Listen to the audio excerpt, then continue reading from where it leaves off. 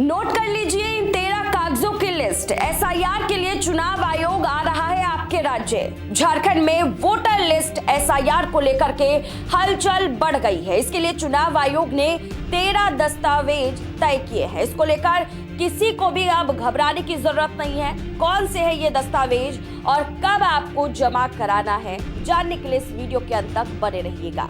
नमस्कार, आप देख रहे हैं न्यूज 24 और आपके साथ मैं हूं प्रियंका सिंह। झारखंड में वोटर लिस्ट को अपडेट और शुद्ध करने के लिए चुनाव आयोग एसआईआर यानी कि स्पेशल इंटेंसिव रिवीजन शुरू करने जा रहा है। इसके लिए अधिसूचना जारी कर दी गई है और अप्रैल से प्रक्रिया शुरू होने की तैयारी है। इस अभियान का मकसद वोटर लिस्ट में मौजूद गलतियों को ठीक करना और फर्जी या फिर मृत मतदाताओं के नाम को हटाना है। चुनाव आयोग के निर्देश पर बूथ लेवल अधिकारी यानी कि बीएलओ पिछले कई महीनों से घर घर जाकर के मतदाताओं का डेटा इकट्ठा कर रहे हैं।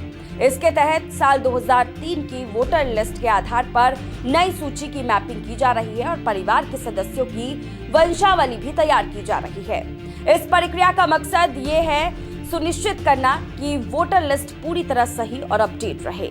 चुनाव आयोग ने साफ किया है कि आधार कार्ड नागरिकता का प्रमाण नहीं माना जाएगा। हालांकि आधार कार्ड को सहायक दस्तावेज यानी कि सपोर्टिंग डॉक्यूमेंट के तौर पर इस्तेमाल किया जा सकता है, लेकिन इसे अकेले मान्य दस्तावेज की श्रेणी में नहीं रखा गया है। एसआईआर के जरिए वोटर लिस्ट में मौजूद कई तरह की गलतियों को सुधारा जाएगा, जैसे कि मृत लोगों के नाम हटाना, दूसरे राज्य में जा चुके लोगों के नाम हटाना, नाम, जन्म तिथि या उम्र के गलतियां सुधारना, पिता या पति के नाम की त्रुटियां ठीक करना। इससे वोटर लिस्ट ज्यादा सटीक और पारदर्शी बनेगी।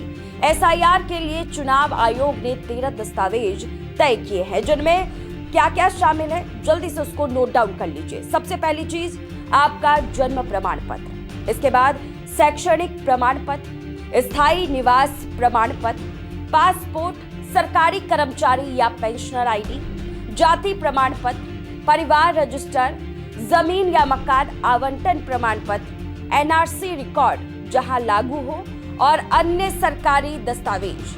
मतदाता इस प्रक्रिया में ऑनलाइन और ऑफलाइन दोनों तरीके से भाग ले सकते हैं। ऑनलाइन मोड में मतदाता अपने दस्तावेज और जानकारी पोर्टल पर अपलोड कर सकते हैं।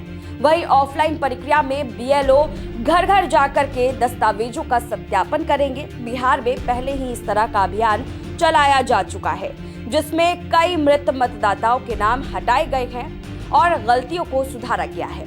अब झारखंड में भी इसी मॉडल पर वोटर लिस्ट को पूरी तरह अपडेट करने की तैयारी है। यानी अगर आप वोटर हैं तो अपने जरूरी दस्तावेज तैयार रखें, क्योंकि चुनाव आयोग जल्द ही आपके वोटर रिकॉर्ड का सत्यापन करने के लिए आ सकता है। अब आप लोग की क्या राय है, कमेंट में हमें जरूर बताइएगा और ऐसे अपडेट के लिए बने रहिए हमारे साथ और देखते रहिए न्यूज 24।